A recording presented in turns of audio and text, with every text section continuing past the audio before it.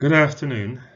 I'm George Annandale, and what I would like to talk to you about today is reservoir storage as critical infrastructure for water supply and food security. Recently, the United Nations reminded us again of the importance of fighting climate change. And the way that it's done is that many countries globally work very hard to reduce carbon emissions and therefore preventing the hardship and suffering associated with climate change for many. Professionally, I believe that we need to design, construct, and maintain resilient infrastructure to deal with the uncertainties with climate change. The problem is that climate change studies themselves has tremendous uncertainty, and we also have uncertainty as to whether we will actually be able to prevent the severe effects of climate change. So what we need to do is to make sure that the infrastructure that we develop is resilient against the effects of climate change and the uncertainties associated with that. So let's look at a dam and a reservoir, the purpose of this presentation and this conference. In essence, what we do is we build dams to create reservoir storage space. And the objective is to regulate the variable flow into the storage space into more reliable yields downstream.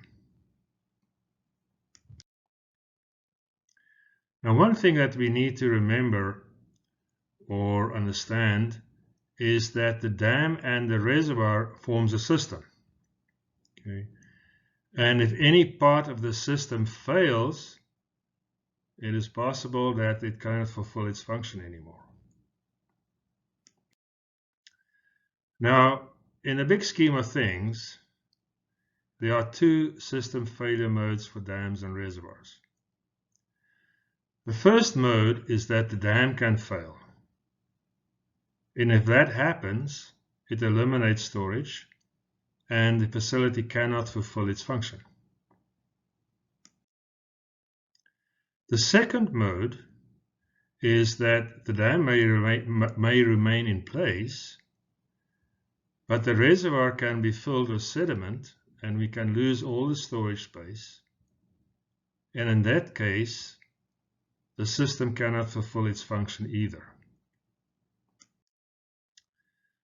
So what is the profession's focus at the moment? Currently, the focus in dam engineering is on dam safety. And that's obviously very important, but we're only dealing with one failure mode of the entire system. And the effect of that is that although the dam may be safe, is once the reservoir is filled with sediment, it cannot fulfill its function. That was the objective of building the dam, was to create a reservoir.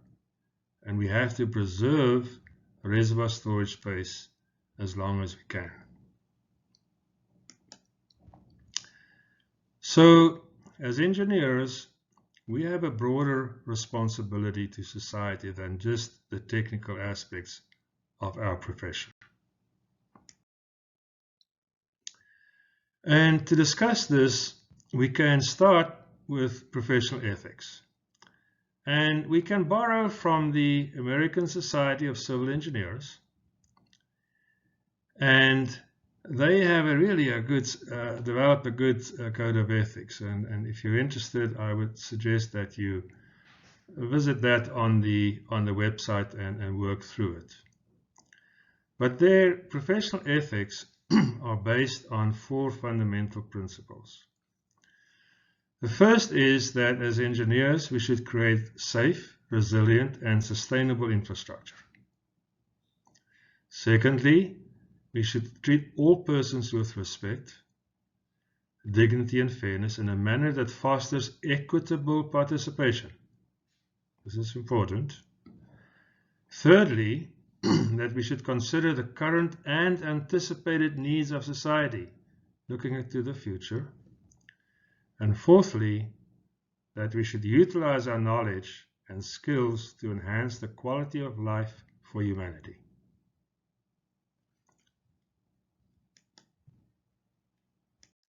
So, how can we develop a focus for the profession? An envisioned focus, a concept that I would like to promote, is that we honor these ethical principles. That for dam engineering, that we'll adopt a holistic approach to the profession. And that we will design our dams for robustness and prevention of failure modes 1 and 2. Okay. And to discuss this further, what I believe is very important is that we fully understand the concept of sustainable development, firstly, and secondly, that we figure out how can we prepare resilient designs to counter the effects of climate change. So what is sustainable development? And I'll read it to you. This is the most succinct definition. Sustainable development seeks to meet the needs and aspirations of the present without compromising the ability to meet those of the future. Okay. Very succinct and very clear that the emphasis is on creation of intergenerational equity. That means that we should focus on fairness between generations. What is important to note is that sustainable development does not prioritize environmental preservation. Okay?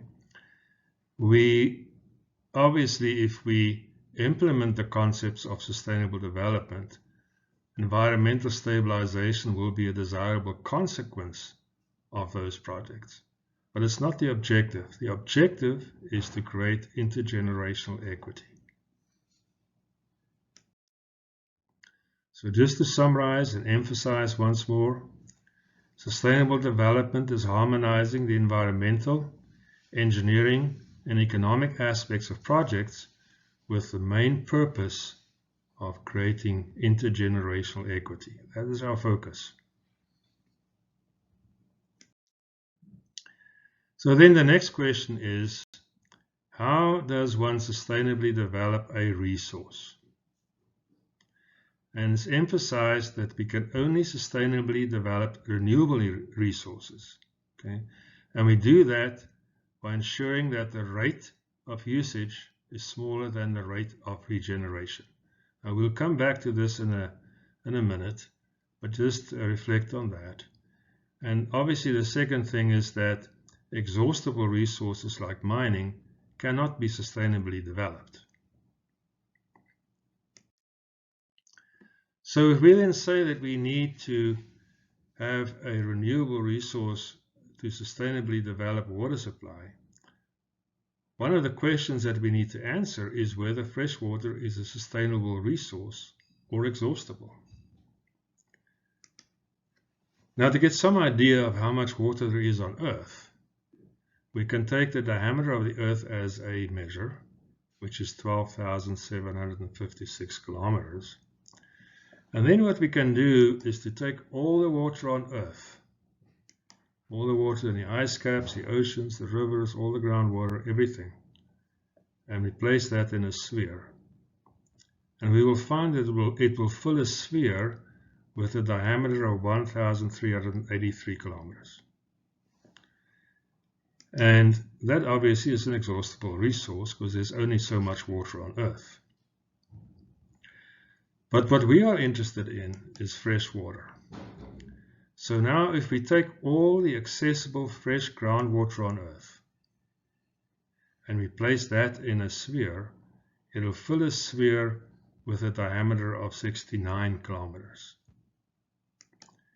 And if we take all the river water on Earth and we place that in a sphere, it'll fill a sphere with a diameter of 16 kilometers. So the next question we want to ask then is this exhaustible or renewable? And obviously it's renewable because of the hydrologic cycle. So then the next question is whether of these two resources, groundwater and surface water, which one of them has the greatest potential for sustainable development? And now we go back to those criteria we developed. We want to compare the regeneration rate to the usage rate. And what we can do is, as a proxy, we can use the residence time of water in these resources as a measure of replenishment rate. So the residence time of groundwater is 1,400 years. Viewed differently, if we were able to suddenly remove all accessible fresh groundwater on Earth, it'll take 1,400 years for it to replenish. On the other hand, the residence time of river water is only 16 to 18 days.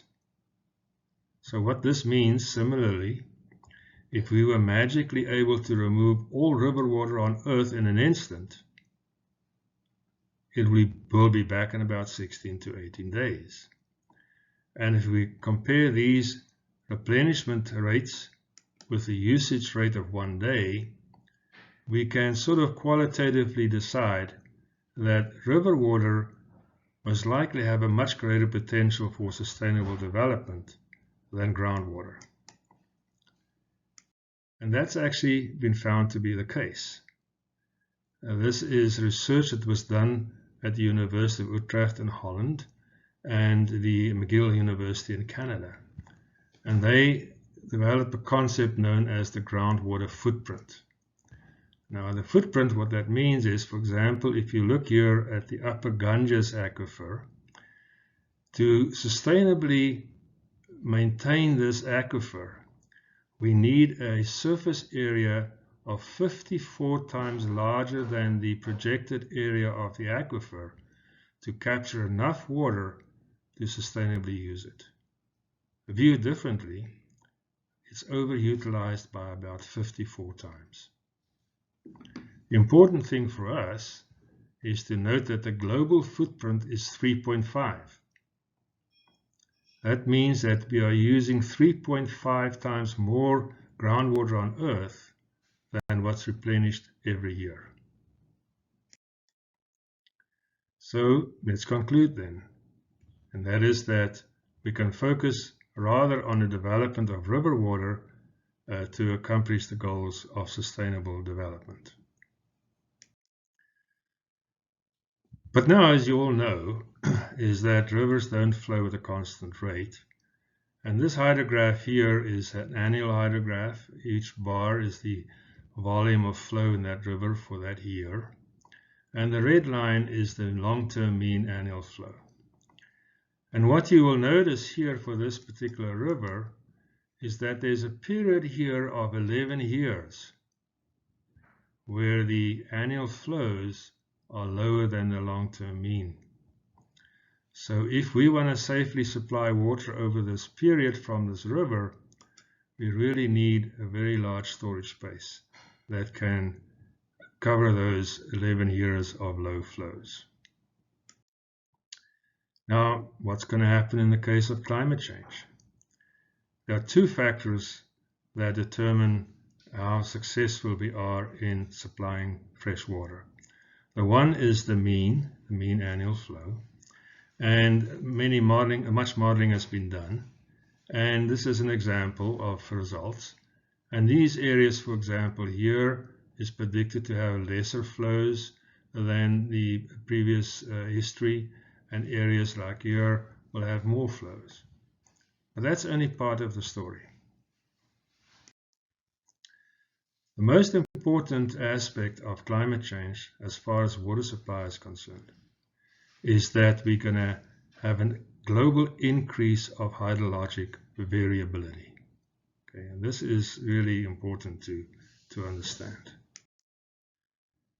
So if we now want to figure out, due to climate change, what is going to happen. Okay, this map here is a map I prepared that indicate areas of the world that experience multiple year drought on a fairly regular basis. Those are droughts that last 2 years or longer, where the annual flows are lower than the long-term mean. And then I said, okay, just assume that we increase hydrologic variability by 25%, just to see how things will change. And if we do that, we find that the areas where long-term droughts are going to occur increases significantly. India here on the east coast, you can see if this is true, that's also going to have longer-term droughts. And obviously the areas where it's already been colored will have more intense long-term droughts. So how do we deal with this? What we can do to explain it is to prepare a graph that relates hydrologic variability to yield. This is the amount of water we can safely get from a river or a reservoir. Hydrologic variability is the annual coefficient of variation of the flows in the river, and it's used as a proxy for climate change. So say that we build a reservoir in this river, and the storage space in this reservoir is 60% of the mean annual flow. That's the volume. And say that, we start off with a climate condition where the coefficient of variation is 0.3. So we can see then if the climate change occurs and the coefficient of variation changes from 0.3 to 0.6, you can notice there's a significant drop in the amount of water that we can reliably supply from this river. If we build a larger reservoir with a volume of 1 times the mean annual flow, the reduction is less. If we build one with 2 times the mean annual flow, you can see that this structure is even more resilient to the effects of climate change. So the conclusion is that to provide resilience against the effects of climate change, we need to have as much storage space as possible. Now the other thing is there's an enemy to storage space, and that is reservoir sedimentation. And reservoir sedimentation diminishes storage, and that is a big problem. So let's just look at, on the one hand, we have climate change that says we need more storage space. On the other hand, we have reservoir sedimentation that reduces storage space. So what is the combined effect of these two factors? Firstly, as previously indicated, if we have a large reservoir with a volume of 2 times the mean annual flow, there's a fairly small reduction in reliable yield due to the effects of climate change if hydrologic variability increases. But if sedimentation captures a lot of the volume in this reservoir and reduces it to, say, about 60% of the mean annual flow, what we now find is that there's a significant reduction due to the combined effect of both climate change and reservoir sedimentation. So what's happening internationally? This graph here provides an indication of the amount of storage space that has been provided through the years from 1900 through construction of new dams. It's this curve over here. And then if one now takes the conclusion by Eichhold and many other researchers that we are roughly losing about 1% storage every year due to reservoir sedimentation. If you apply it to this curve, you'll find that currently we have a net decrease in storage space. Okay, this is the net storage space after sedimentation. And what is important to notice is that we're losing much more storage space than what we're adding through the construction of new dams. If we add the effects of population growth to that, we notice here that the storage space per capita has significantly reduced since about the 1980s. And currently here, we were roughly in the late 50s or early 60s. So this is not a good situation. And what it proves is that our development of dams and reservoirs in the past has not been sustainable. It was not a sustainable development effort. Now, what can we do about it? There are various sediment management techniques that can be categorized as catchment management techniques, sediment routing, that is moving sediment through reservoirs, trying to minimize the amount of sediment that will deposit in them, sediment removal of sediment that has already been deposited. And these techniques has been applied on some reservoirs worldwide with quite a lot of success, but it's not generally implemented. Okay, this is a big question mark. So the question is, why is sediment management technology not implemented? And it all comes down to the design paradigms we use. Generally, in civil engineering, we use a design life concept, both in economic analysis and engineering design. And this concept is acceptable for conventional infrastructure, okay, like highways. So say we design a highway for a design life of, I don't know, say 30 years. At the end of 30 years, we come and resurface it, and we can essentially use it in perpetuity. So these projects are really comply to the concept of sustainable development because they create intergenerational equity. That is a success story in engineering. But when it comes to dams, that concept is not applicable.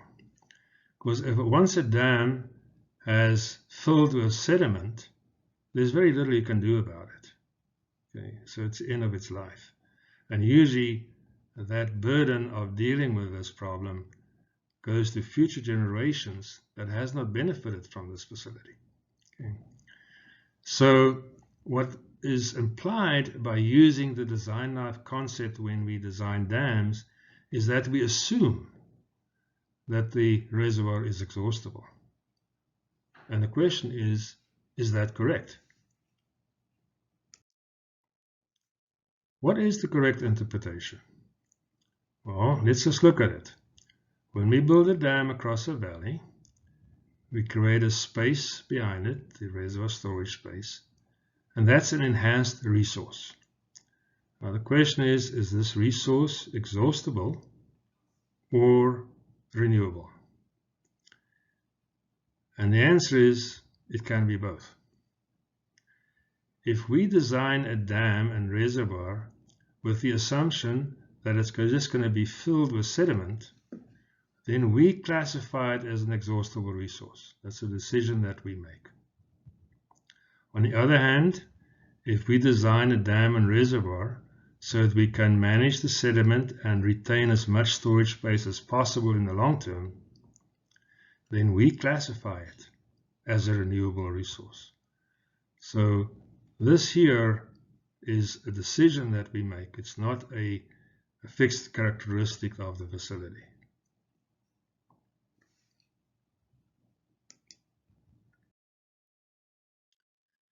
So let's just review these two concepts. The current design life paradigm that we use in designing dams works like this. Once the dam is filled with sediment, that's the end of its life.